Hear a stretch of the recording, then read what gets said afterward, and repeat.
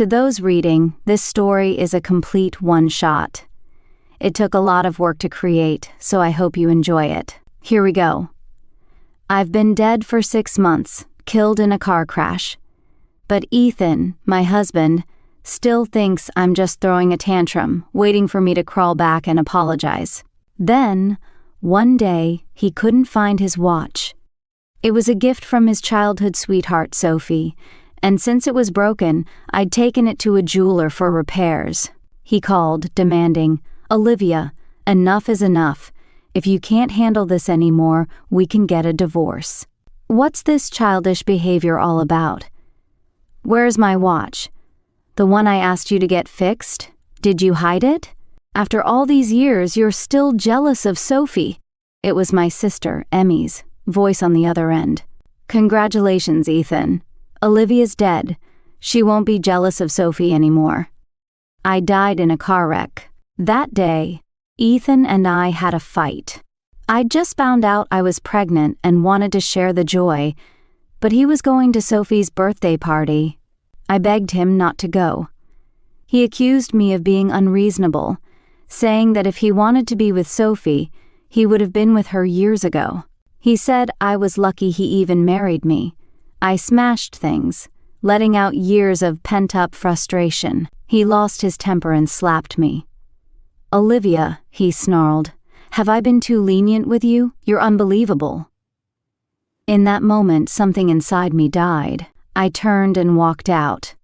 "Olivia, if you walk out that door, don't come back," he threatened. He got his wish. I never went back. I was in a horrific car accident driving away, losing both my life and the babies. Emmy handled my affairs. Perhaps out of anger, she didn't tell Ethan I was dead. And after I died, my soul, for some inexplicable reason, remained tethered to Ethan. Maybe I still had unfinished business. I watched him go to Sophie's birthday party that night. I watched him buy her little gifts for every holiday over the next 6 months. I watched him rush to her side at a moment's notice, even if it was pouring rain, just because she called. Sometimes Sophie would feign concern. "Hasn't Olivia come back yet? Is it because of me? Did I cause problems between you two? If so, I'll call her and apologize." "It has nothing to do with you," Ethan would say coldly. "It's her own doing. Leave her alone. Let's see how long she can keep this up." 7 years of love, and I hadn't left even the smallest mark on Ethan's heart. Or maybe from the very beginning, I shouldn't have entered their world. With or without me, his life continued as usual. I was just a burden, a nuisance. I thought Ethan would just go on like this, indifferent, until the day Sophie asked about the watch. Only then did he remember me, calling me with that impatient, irritated tone. "Olivia, enough is enough. If you can't handle this anymore, we can get a divorce." What's this childish behavior all about? Where's my watch? The one I asked you to get fixed? Did you hide it? For so many years, you still haven't gotten over your jealousy of Sophia. My sister answered the phone. There was a long silence on the other end, probably genuinely furious, speechless for a moment. "Speak! Is she dead?" Ethan barked. "Dead," Emmy finally managed to force out, her voice icy. "What the hell are you talking about?" "I said Olivia is dead," Emmy reiterated, each word precise. "Congratulations, Ethan. She won't be jealous of Sophia anymore." It was at this moment that Ethan seemed to realize it was my sister on the phone. A flicker of panic crossed his eyes, quickly replaced by a sneer.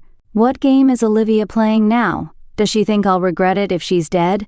Tell her to come back or stay dead." "She's dead. I said Olivia is dead." Emmy suddenly broke down, yelling at Ethan. "And she doesn't need your regret, you heartless bastard." "Enough, Emma. I don't want to waste my time with you. You have no business interfering in my and Olivia's affairs. Put Olivia on the phone." Emmy hung up on him. I saw the veins bulging in Ethan's neck. He'd never been thwarted like this in all the years he'd controlled me. Our arguments always ended with my surrender. Suppressing his rage, he called me again. Ask Olivia where the watch I gave her is. She took it to be repaired for me. I need it urgently. Emmy said coldly, I told you to ask Olivia. Ethan, you deserve to be struck by lightning. She gritted her teeth. She knew everything about me and Ethan, how good I had been to him. His current behavior made her despise him utterly. You. In the end, all you care about is that watch Sophia gave you. Is a watch more important than Olivia's life? Emmy's voice cracked, choked with emotion for my sake. Before Ethan could speak, she continued furiously, Olivia is really dead, believe it or not. I won't answer your calls again. Olivia's ghost will haunt you. Emmy hung up again. All I saw on Ethan's face was anger, not a shred of concern that Emmy had said I was dead. His mind was still consumed with where I had hidden Sophia's watch. To him, something from Sophia was, of course, more important than my life. I still remember the moment of the car crash, using my last breath to call him. He hung up without hesitation. He was probably preoccupied with Sophia's birthday. How ridiculous. I wonder how I ever put up with him for so long. But strangely, maybe because I'm dead and don't have a heart anymore, or maybe because I no longer have any feelings for Ethan, no matter how cruel he is now, I don't feel any pain.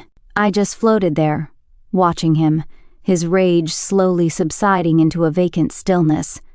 He stood motionless for a long time, completely unresponsive. I don't know what he's thinking. I have no expectations of him.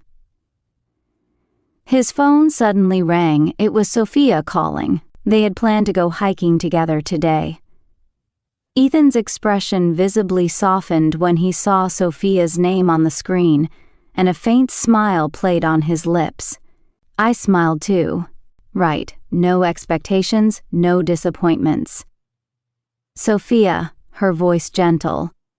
Over the past 6 months, I've heard so many conversations between him and Sophia that I've almost forgotten how cold she used to be to me. Finn, are you leaving yet? I'm already waiting for you at home, Sophia said sweetly. Leaving now, 20 minutes. Drive safe, Sophia reminded him sweetly. Okay. Ethan hung up the phone and turned to go into the walk-in closet. He searched for clothes in the closet for a while, but it seemed he couldn't find the outfit he wanted. He came out of the room and shouted downstairs, Grace, where's my Gucci tracksuit? Grace, the housekeeper, hurried upstairs upon hearing him. Sir, I've put all your clothes away in the closet. Which one are you referring to? Ethan said impatiently, the brown one, with the 2 stripes down the sides, lots of English words, the logo. Grace didn't quite understand. She went into the closet and searched for Ethan. Sir, is it this one? No, Ethan said irritably. I just looked, it's not there. In fact, the tracksuit was lying at the very bottom of the closet. He just didn't have the patience to look properly. He never wastes time on unimportant things or people, just like his attitude towards me before. Then I don't know. You're my housekeeper, responsible for my daily life, and you can't even find my clothes? Ethan's voice was raised. He was clearly more irritable than usual today. Was he this eager to see Sophia? Grace was also embarrassed by Ethan's words. After a moment, she plucked up the courage to say, Your wife used to take care of your clothes. She said you were particular about what you wore and was afraid I wouldn't do it right. Why don't you just ask your wife? No need to ask her. Why would I ask her? Ethan retorted sharply. She'd better stay away, forever. Huh. So in Ethan's mind, my death was just a ploy. He didn't believe I was really dead at all. He thought I was still using this method to get him to coax me back. Frustrated, Ethan grabbed a random tracksuit and his car keys and rushed out the door. He picked up Sophia, and they drove to the countryside. They hiked together, talking and laughing all the way. My death didn't affect him at all. Halfway up the mountain, Sophia suddenly acted coquettishly, and refused to walk any further. "Finn, what's wrong with you today? Why are you walking so fast? I can't keep up with you." Ethan stopped and turned to look at her. "You want to rest for a while? Let's sit down then." Ethan naturally took out a napkin, wiped the step, and let her sit down. He himself stood by the railing, looking at the scenery halfway up the mountain. "Finn, what's wrong with you today? I feel like you have something on your mind." Sophia looked at him. "You can tell me anything. I'll help you share the burden. It's nothing." Ethan forced a smile. "Probably just a bit stressed from work lately. I knew you were stressed. That's why I wanted to take you out, help you unwind," Sophia said smugly, her expectant face clearly fishing for a compliment. Ethan remained unexpectedly silent. A flicker of annoyance crossed Sophia's face, quickly masked. After a short rest, Ethan urged, "It's getting late, let's go." "My feet are killing me," Sophia whined. "Could you carry me? I'm only like 120 pounds. I bet that's way less than Liv, right?" Ethan's face hardened. "Let's just go down if you're tired." Sophia was taken aback. Ethan had never spoken to her so sharply before. "I'm sorry," she apologized quickly. "Did you two have another fight?" "No," Ethan said dismissively. "If you can't walk, we'll just head back. But we're only halfway up, and I have work this afternoon. I need to get back soon." Ethan walked off, leaving Sophia behind. I saw Sophia's face darken. She gritted her teeth and hurried after him. Back at the bottom, Sophia sat in the passenger seat of Ethan's car. "Finn," she said, "let's grab lunch. I need to get back to work," he replied. "But I don't want to eat alone," Sophia pleaded, her eyes fixed on him. "Please have lunch with me. I promise I'll go straight home after and I won't bother you at work." Ethan couldn't refuse her. He agreed. A triumphant smile spread across Sophia's face. You had to admit, she had a way with Ethan. When they arrived at Sophia's favorite restaurant, Ethan rubbed his stomach as he got out of the car. Sophia noticed immediately. "What's wrong, stomachache?" Ethan nodded and opened the glove compartment, pulling out a pill bottle. It was empty. Ethan had a history of stomach problems. Years ago, his family had gone through a rough patch, almost went bankrupt. To get back on his feet, he'd worked day and night, practically forgetting to eat. It had taken a toll on his stomach. Later, when we were together, I'd often make him soup and bring him meals. His stomach had gotten much better thanks to me. But even so, the occasional business dinner could trigger a flare-up. So, to prevent him from suffering too much, I'd always keep a supply of antacids in his car. I'd regularly check his supply and replenish it as needed. It didn't make sense that he'd run out so quickly. Then it hit me. I hadn't been around for the past 6 months. No one to remind him to eat, no one to bring him meals. He probably hadn't been eating regularly. He had no one to blame but himself for his frequent stomach pains. "Let me rub it for you," Sophia offered, reaching out to place her hand on his stomach. "That'll make it feel better." Ethan hesitated, then pushed her hand away. "It's okay. I'm probably just hungry. It'll be fine after I eat. Then, let's go eat." Sophia acted as if nothing had happened, saying with a cheerful smile, "Let's go." Ethan pursed his lips, and they got out of the car together. Sitting at the table in the restaurant, Sophia chatted with the waiter while ordering, occasionally asking Ethan a question or two. Ethan's face was pale with stomach pain, but he was always stoic, never revealing his weaknesses, especially not in front of his childhood sweetheart. He had to maintain his perfect guy image. Watching him like this, I felt a perverse sense of satisfaction. Serves him right. Sophia finished ordering, oblivious to Ethan's discomfort, still chatting and laughing with him. "Ethan, I ordered your favorite Kung Pao chicken. Make sure you eat a lot." I watched as Ethan's face finally changed. How could someone with a stomach ache eat something so spicy? Sophia clearly hadn't noticed a thing. I remembered how I, a spice lover, had forced myself to eat bland food for an entire year to help Ethan with his stomach issues. Suddenly, it all clicked. It's those who are favored who can afford to be careless.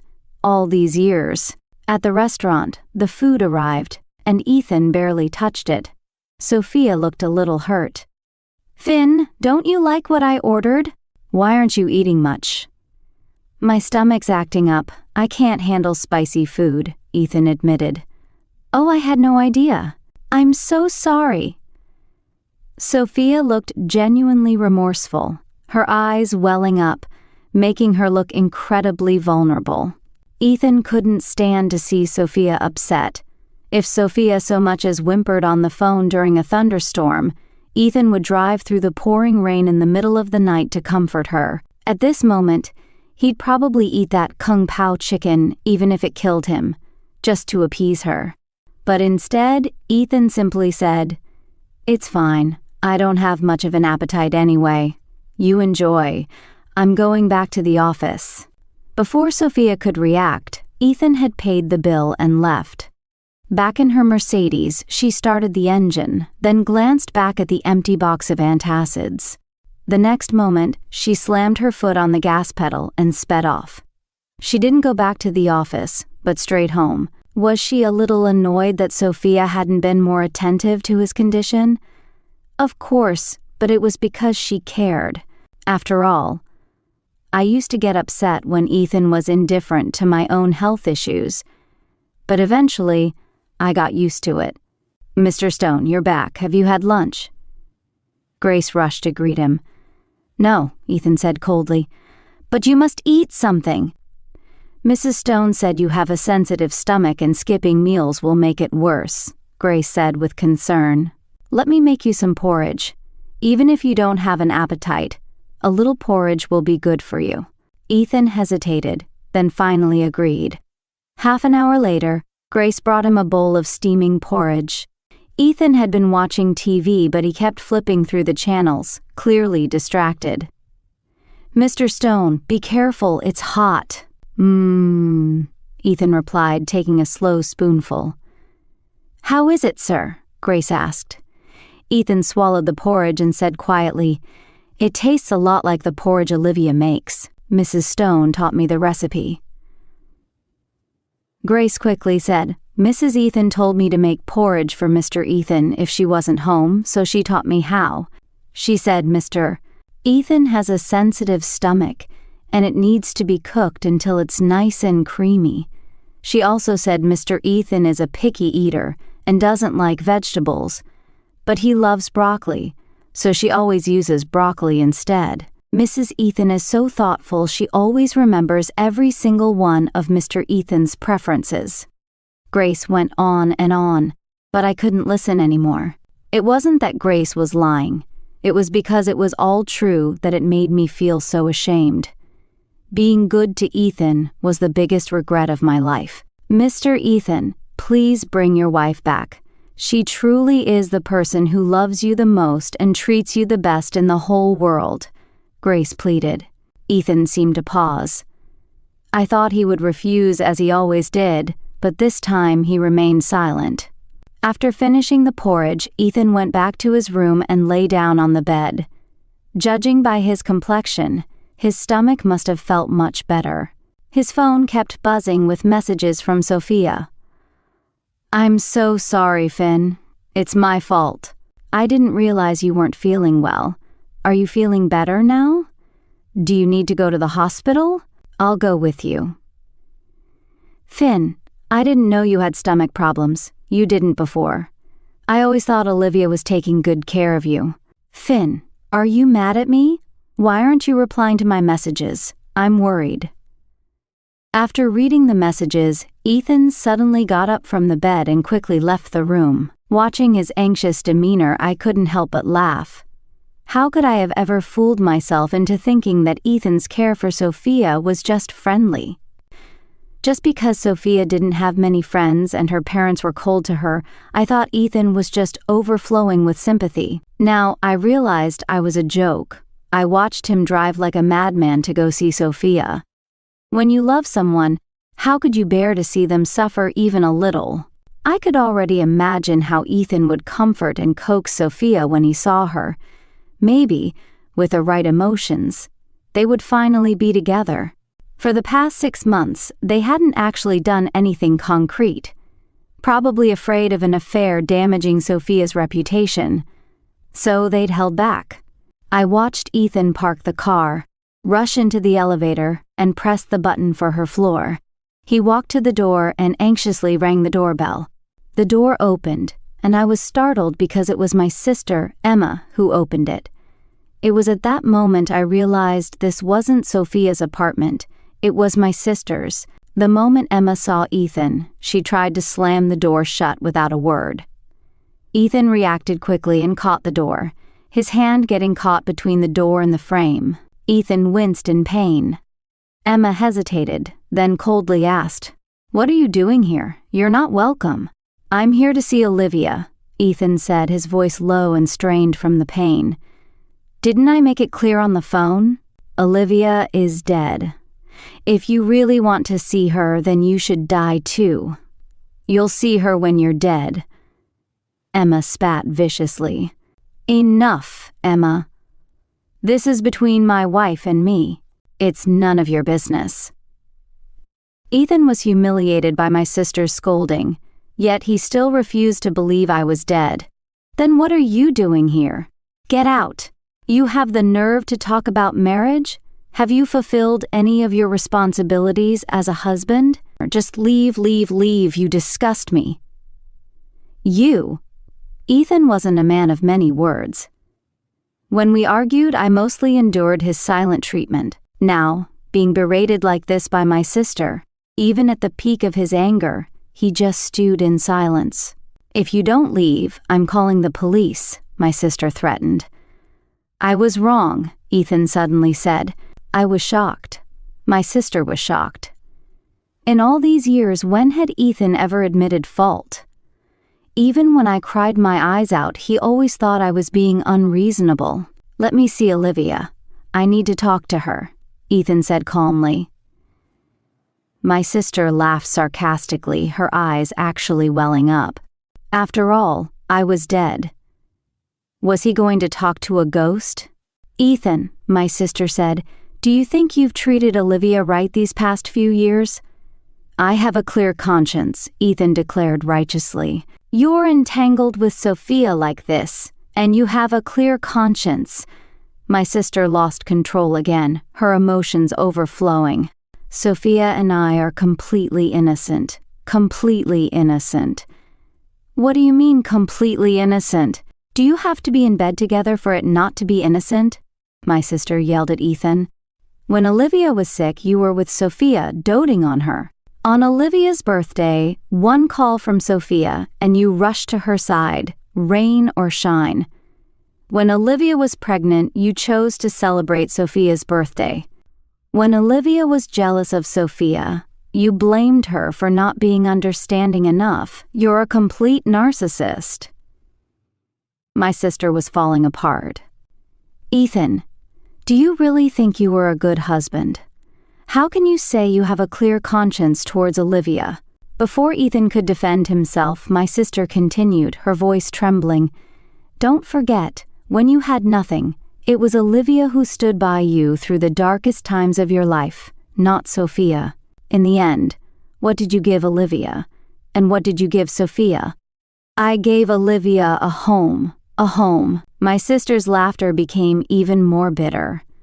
"What home? A home where she's a widow? A husband who's constantly with another woman is worse than being widowed. Have you said enough?"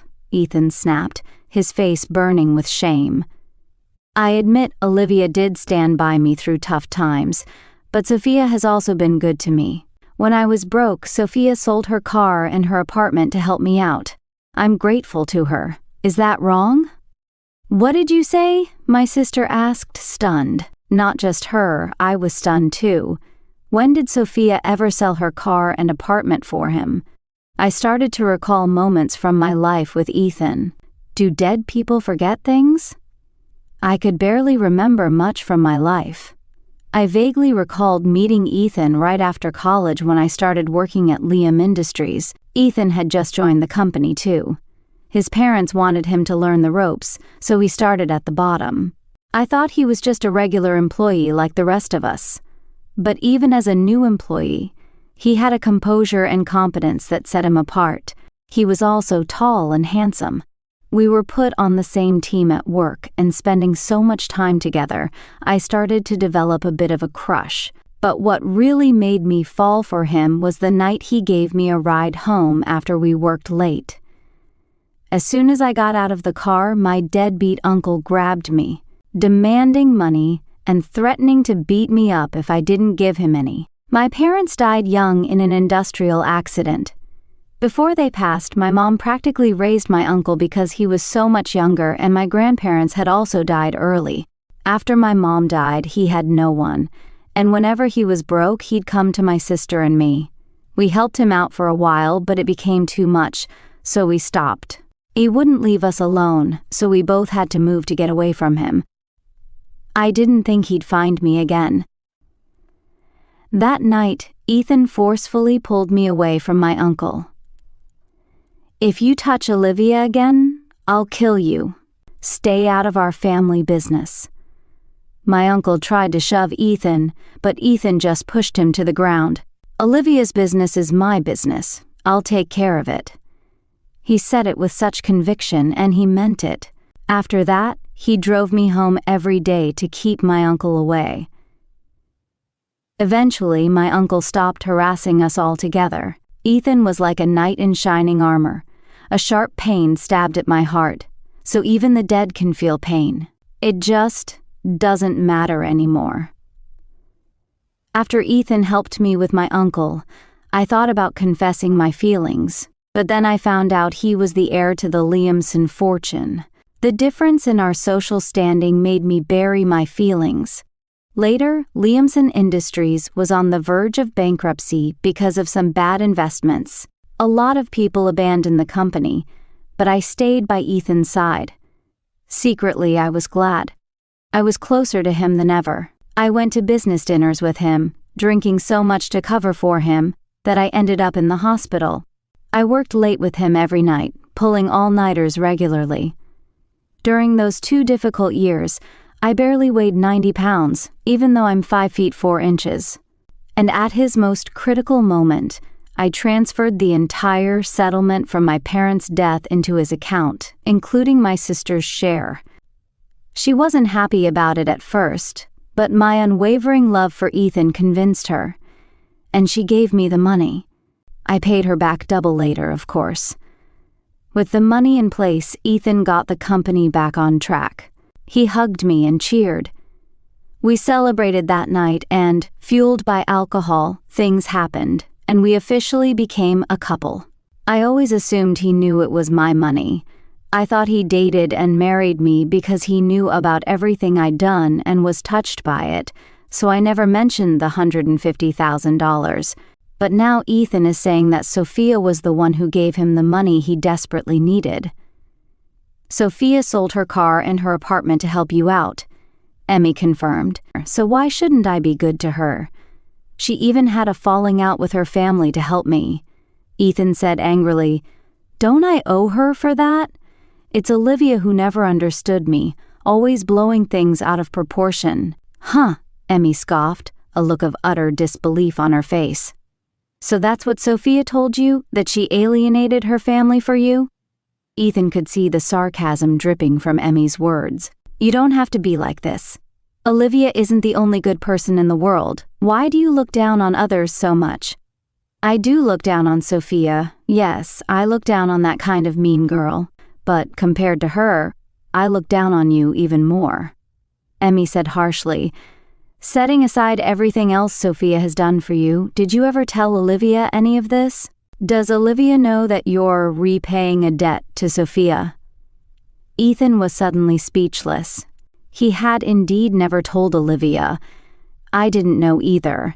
If he had explained it earlier, I would have known that he mistakenly thought the came from Sophia. Perhaps it didn't matter. Ethan was just looking for a convenient excuse to treat Sophia well. Without the $150,000, there would have been other justifications. Is Olivia a mind reader? Can she know what you're thinking? All she sees is her husband devoted to another woman. Emmy roared, and when she gets jealous, her husband blames her for being unreasonable. I told her there was nothing between us, Ethan weakly countered. Plenty of cheating husbands say they're not stepping out. And what happens? Emmy shot back, her voice cracking. And yet Olivia still believed you. She kept believing you. If she believed me, she wouldn't be fighting with me like this. If she didn't believe me, why wouldn't she divorce me? Why would she go through so much pain in an effort to try and have my child? Ethan stared at Emmy, seemingly stunned by her outburst. Do you know how much Olivia damaged her health trying to support your business? The doctors told her if she wanted to get pregnant, she'd have to gain a significant amount of weight. Everyone thinks losing weight is hard, but the truth is, it's even harder for naturally thin people to gain weight. You have no idea how much Olivia suffered for you. Ethan's lips tightened and he fell silent. Yeah, I went through hell to get pregnant, Emmy said quietly. I'm not a big meat eater, but I forced myself to eat until I was sick and then I ate some more. Forget it. There's no point talking to someone like you. Emmy suddenly stopped, as if afraid she couldn't bear to continue. Now that Olivia is gone, you and your benefactor Sophia can live happily ever after. Give me another chance. Ethan grabbed Emmy's arm, his eyes pleading. I want to talk to Olivia again. Emmy hesitated. I could see she didn't want anything to do with him, but then she unexpectedly agreed. Wait here. Okay. Emmy turned and went back inside, changing into clothes to go out. Isn't Olivia in there? Ethan asked Emmy. Emmy didn't answer, walking silently into the elevator. Ethan followed her. Emmy parked the car on the outskirts of town. Liam angrily got out of the car and demanded, Emmy, what are you doing bringing me here? Even if I haven't been perfect to Olivia, this is no way to mess with me. Emmy barely responded, just turned and walked down a small path. I knew this was where Emmy had buried me, where our parents were too. I watched Liam angrily follow her. I thought, knowing him, he'd just turn around and leave. Emmy stopped at a grave. Luckily, one Christmas, Liam, despite being incredibly busy, had made time to come with me to visit our parents' graves. So he should recognize this place. What are you doing bringing me to your parents' gravesite? Liam's words trailed off. He saw my headstone. It had my name and a small black and white photo of me. He froze, staring at the headstone like he couldn't believe his eyes. He kept checking the name, like he was trying to convince himself it wasn't me, that I wasn't really dead. I saw his eyes redden, suddenly and alarmingly so. I felt nothing. Emmy felt nothing. Crocodile tears deserve no sympathy. I didn't believe them. This is Olivia's doing, isn't it? Liam suddenly declared. You're all in on this, trying to get back at me, right? Someone perfectly healthy can't just die. Who would curse themselves like this? Liam, Emmy said, what kind of person was Olivia? You know better than anyone. She hated being a burden. Would she pull a stunt like this? Besides, even if she were dead, how could she possibly be getting revenge on you? But why would she die? Liam still couldn't believe it. Why? Emmy asked, a chilling laugh escaping her lips. Tears started streaming down her face as she likely remembered the horrific circumstances of my death. Remember 6 months ago? You were going to Sophia's birthday party. Olivia got into a car accident that same day. No, that's not possible. Liam shook his head, his composure crumbling. I didn't hear anything. I didn't get any news about a car accident. You didn't, Emmy snapped, her own anger flaring, because you didn't answer your phone when she called. She ended up calling me. She said she was dying, told me not to be sad, and begged me not to bother you. Emmy covered her face, the painful memory leaving her gasping for breath. Liam stood there, dazed, looking from my grave to my distraught sister. I saw him trembling, uncontrollably. Was it fear of death? Or was he, even just a little, saddened by my passing? Even in her final moments, Olivia was thinking of you, worried about disrupting your life. And you? What were you doing? Singing happy birthday to Sophia? Emmy sobbed, truly heartbroken for me. The truth was, I wasn't that noble. Maybe before, I had selflessly sacrificed for Liam. But that last call to Emmy wasn't about sparing him. It was about finally severing all ties. With a thud, I watched Liam fall to his knees before my headstone. The hard marble floor echoed with a loud thud.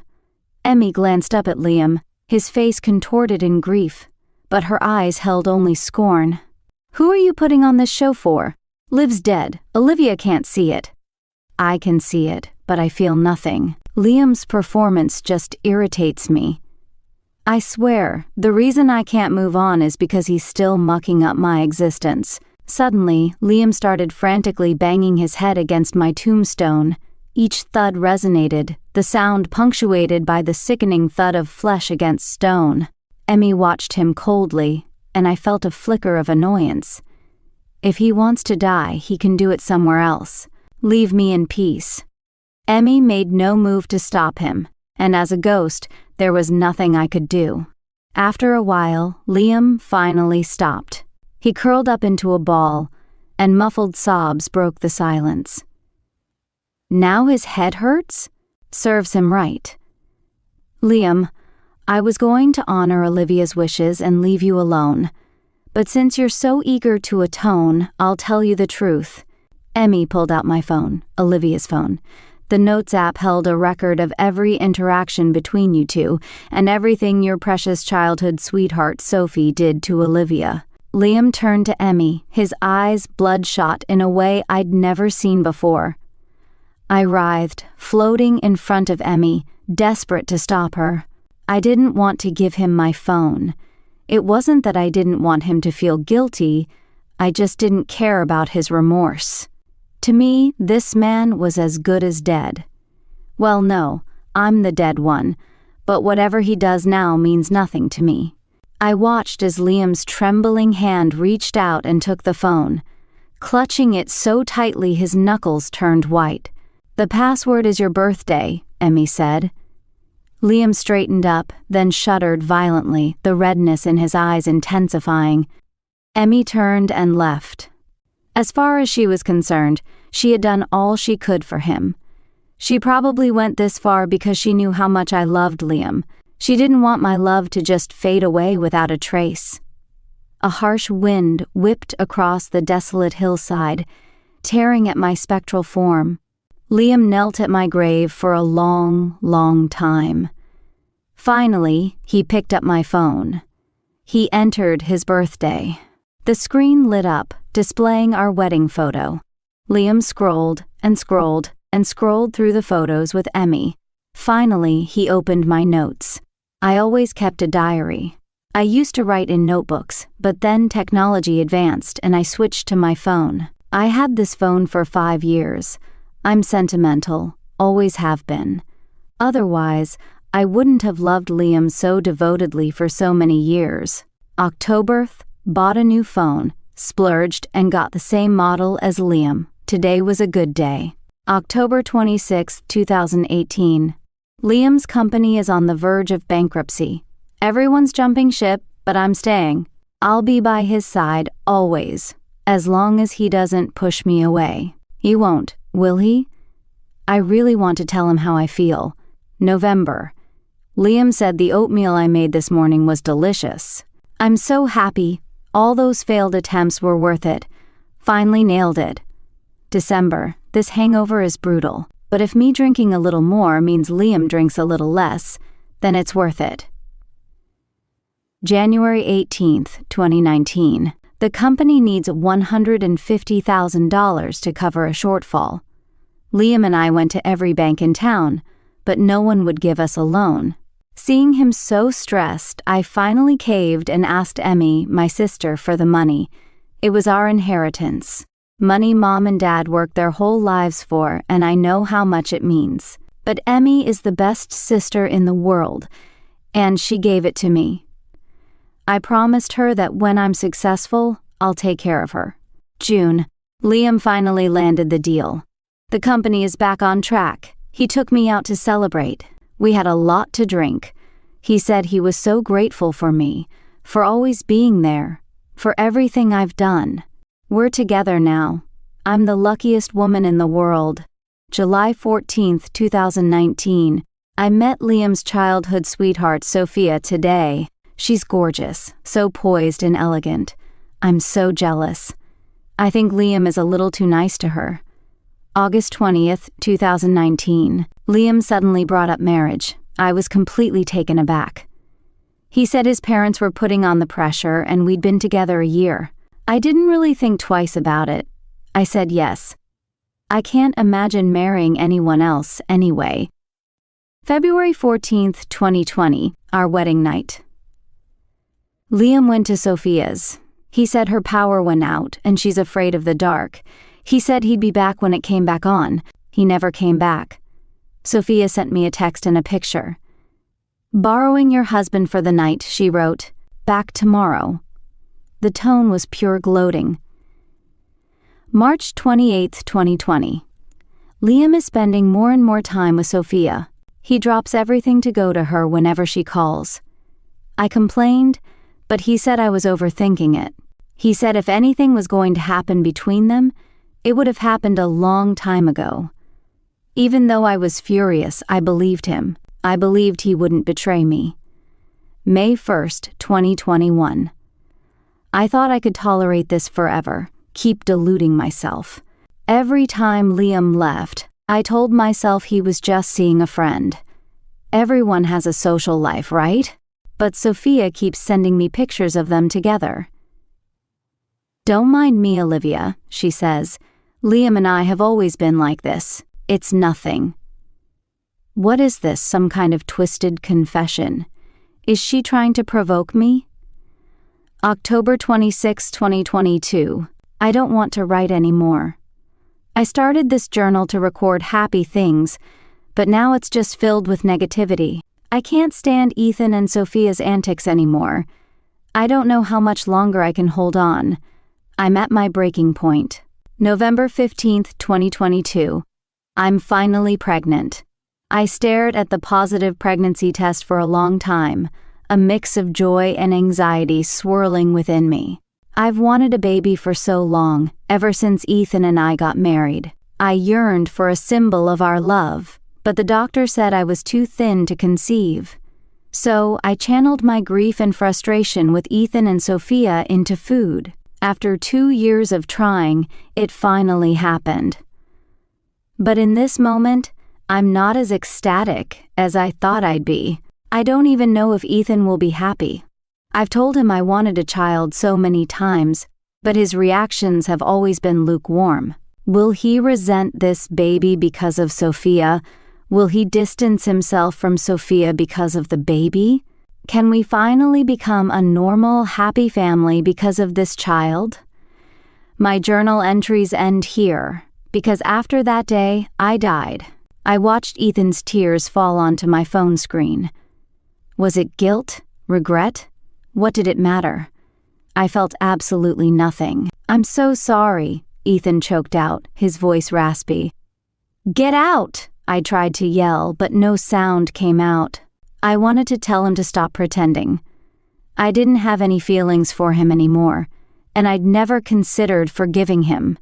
I didn't know you were pregnant. If I had known, that day, Ethan trailed off, probably realizing that even if he had known, he still would have gone to see Sophia. She was that important to him after all. Ethan clutched his chest in pain. Probably another bout of his acid reflux. He crumpled to the ground in front of my grave. As dusk settled, Ethan's phone rang. He stirred, then lay still. For a moment, I thought he had died too. He pulled out his phone. It was Sophia. He answered. Hello? Finn. Where are you? I think someone's following me.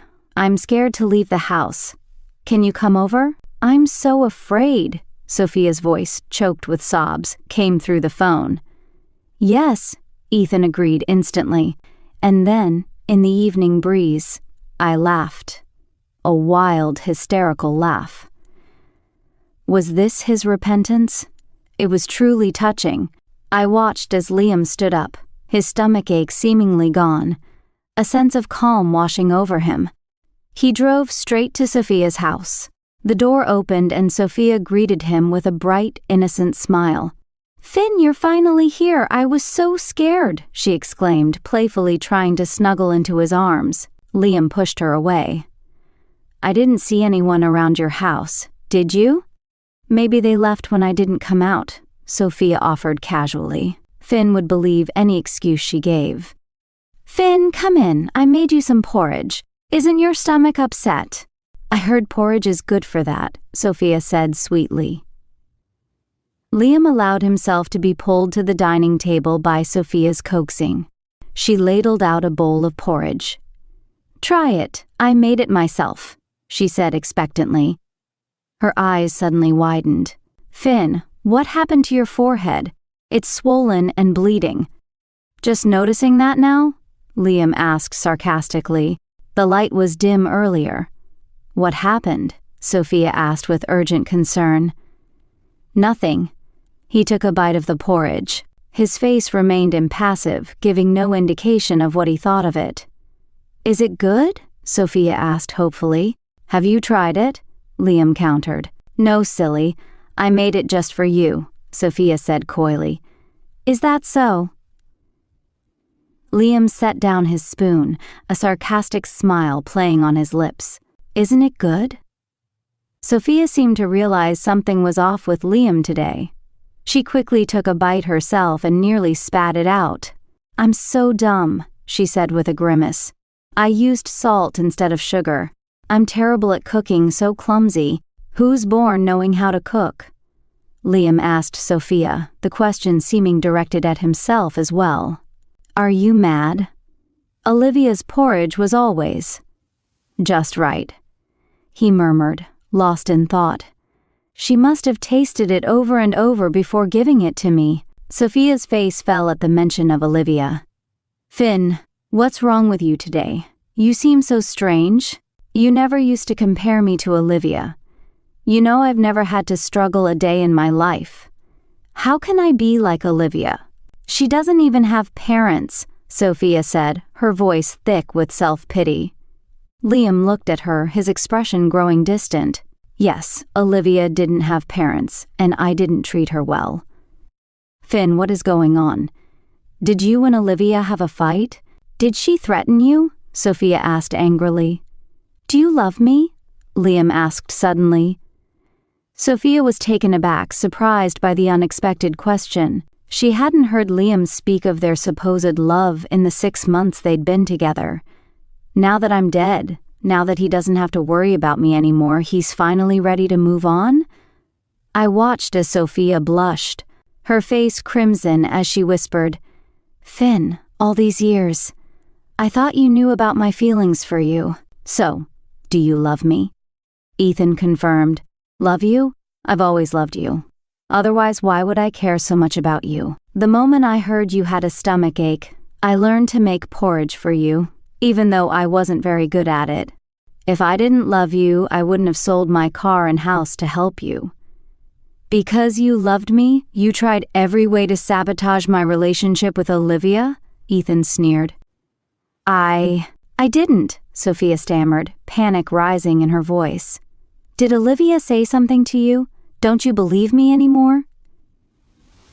"You said you sold your house and car for me. Do you remember the date you transferred the money?" Ethan questioned. It was so long ago, how could I remember? "And the exact amount?" "Over $100,000, Sophia's eyes flickered. "I gave you everything I had at the time," Sophia shrieked as Ethan abruptly stood up, his hand clamping around her throat. "Still lying to me." Let go of me. I'm not lying. Ethan, let go." Sophia's face was flushed, her eyes wide with terror.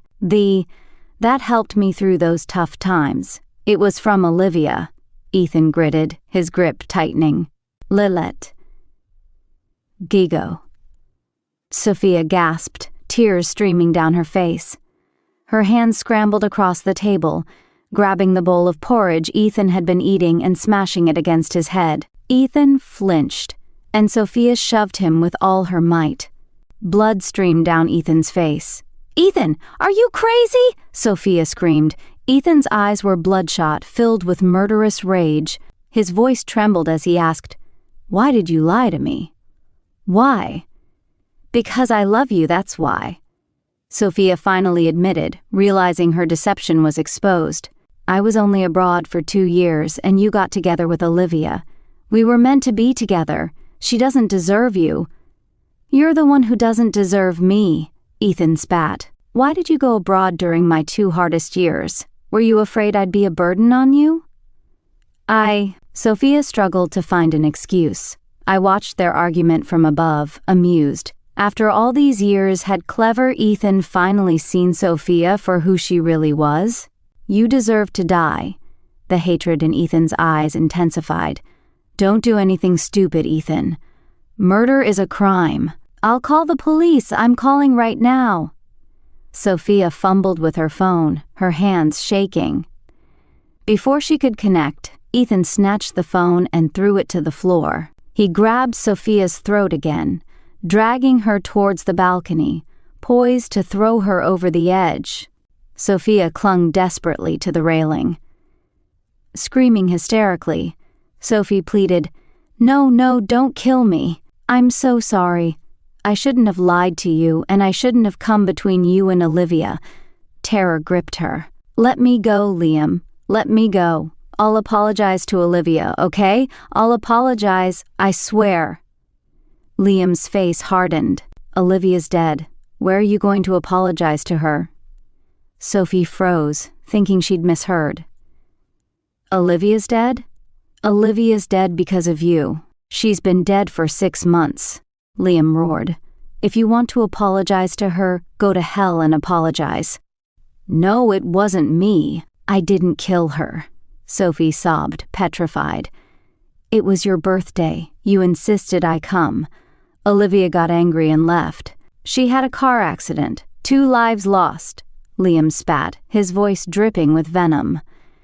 "If it wasn't for you, Olivia wouldn't be dead. Olivia and my child wouldn't be dead. How is it my fault? You're the one who came. Even if Olivia is dead, you're the one who killed her." "It has nothing to do with me." Sophie struggled desperately. Liam shoved her violently, her upper body dangling precariously over the edge of the 16th floor balcony. Death was a certainty. "Yes, I killed Olivia too, so we'll both die. Atone for her," Liam said, each word a hammer blow, his grip tightening. I floated on the balcony, watching them struggle. Was I happy? Not entirely. Revenge has its fleeting satisfaction, but true happiness? No. I'm dead. Nothing can bring me back. It was just a show. And the show didn't even have a satisfying ending. Sophie's screams alerted a neighbor, who called 911. Just in the nick of time, the police pulled them both back from the balcony. Sophie was taken to the hospital, and Liam was arrested for assault and battery, then held in jail. His parents tried to bail him out, but he refused. Sophie visited him, a livid bruise wringing her neck, a stark reminder of Liam's near-fatal grip. "Liam, Olivia's dead. Is it worth it to ruin our lives for her?" Sophie asked. "The thing I regret most is not killing you and burying you with her," Liam snarled. "Olivia was so ordinary. She didn't deserve you. Yet, you're willing to throw your life away for her. I didn't deserve her. I tainted her love for me. My biggest regret is hurting her because of you." Sophie laughed, a harsh, bitter sound. "I came here today to talk and drop the charges. But since you're so unrepentant, enjoy your jail time. Frankly, I care more about your money than you." "Yes, you're right. I never gave you any money. I lied." Olivia was too good to brag about her good deeds, so someone else took the credit. And you're right, I was the one driving a wedge between you and Olivia. I was the one sending those suggestive photos of us to her. I thought within a year, maybe 18 months tops, Olivia would be filing for divorce. That naive woman put up with you for over 2 years. Enough, Sophia, enough. Ethan suddenly exploded, leaping to his feet as if to strangle Sophia. She recoiled in fear, stumbling back 2 steps. A guard instantly pinned Ethan down. Settle down, you're going to rot in here. Sophia didn't waste another word on him, turning and walking away without a backward glance. I watched Ethan's pathetic, desolate figure, feeling absolutely nothing. Letting go of someone truly does still the waters. Later, Ethan was convicted of aggravated assault and sentenced to 3 years. The day he went to prison, my spirit was finally free of him. I began to drift, visiting my sister Emma. She had finally found happiness. I watched her get married, watched her pregnancy progress, watched her slowly emerge from the shadow of my death. 3 years passed, and my spirit continued to wander, though with increasing difficulty. One day, I saw someone familiar, yet I couldn't quite place him. He had a buzz cut and was walking out of prison. He went straight to my grave. Strange. Why would he come here? I watched him crouch before my headstone, his bony fingers tracing the photograph etched there. Olivia, he said. I'm so sorry, Olivia. Olivia? Was that my name? I regret it. I truly regret it. I loved you, Olivia. I always have. I had feelings for Sophia, I admit it. But after I met you, I only loved you. You stood by me all those years. And it wasn't that I didn't notice. I only felt gratitude towards Sophia. I thought she'd sacrificed everything for me, so I wanted to be good to her, to make up for the guilt I felt.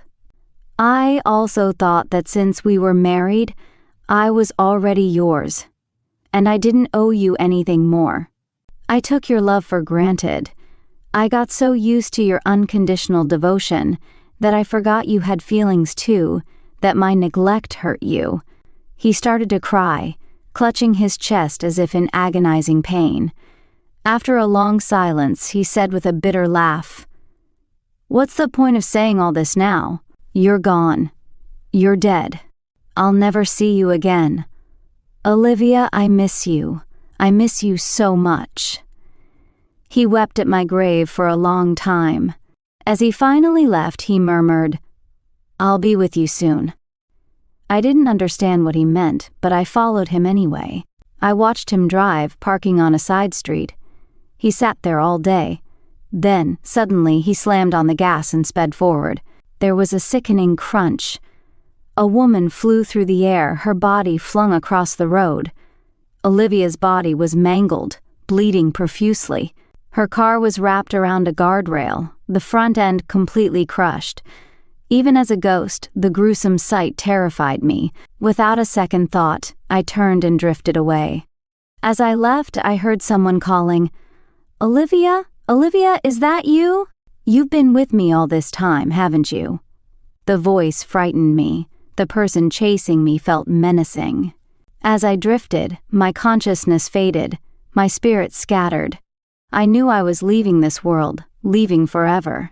At the moment my soul dispersed, a newborn's cry echoed from a hospital delivery room.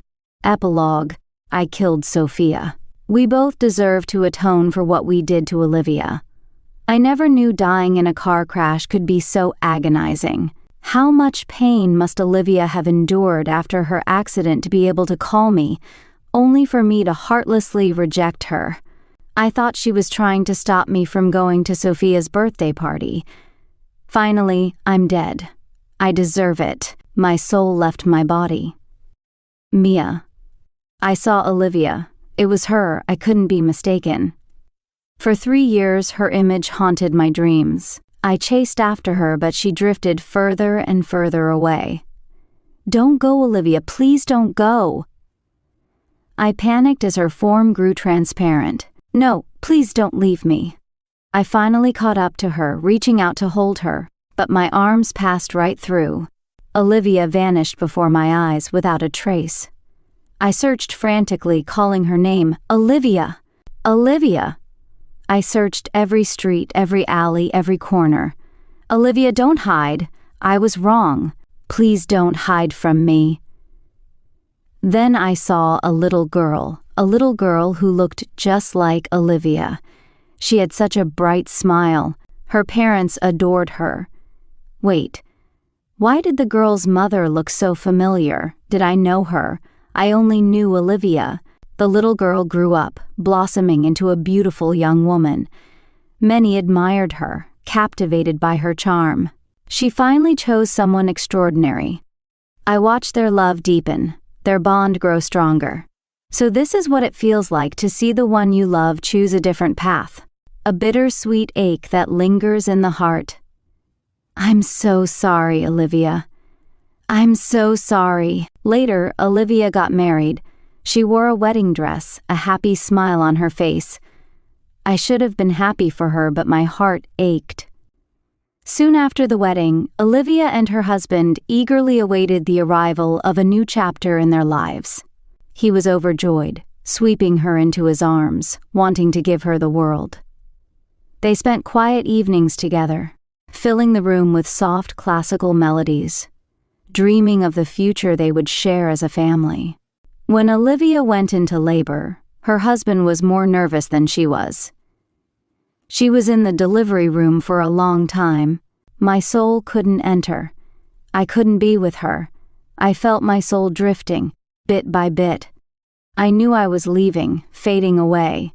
All I wanted was one last glimpse of Olivia, one last look at her child. A debt I owed her child, a debt I could never repay. The universe is just, after all. Someone as steeped in sin as me, how could I deserve to witness Olivia's happiness? I never saw her again. I never saw her child. I only felt a powerful force yank me away. I jolted awake, my elderly parents surrounding me. Once so vigorous, they were now frail and gray. Finn, you're finally awake. You've been asleep. For 25 years, my mother sobbed, my father weeping silently beside her. So, I wasn't dead. I was alive. Was Olivia just a dream? After a few days of recovery, I was finally able to sit in a wheelchair. Being wheeled down the hospital corridor, I saw two people approaching, and my eyes instantly welled up. I watched as she effortlessly held her husband's arm, a small baby cradled in his embrace. They radiated happiness, cooing at the infant as they walked. They passed me by, oblivious to my presence. A moment later, she glanced back. Our eyes met.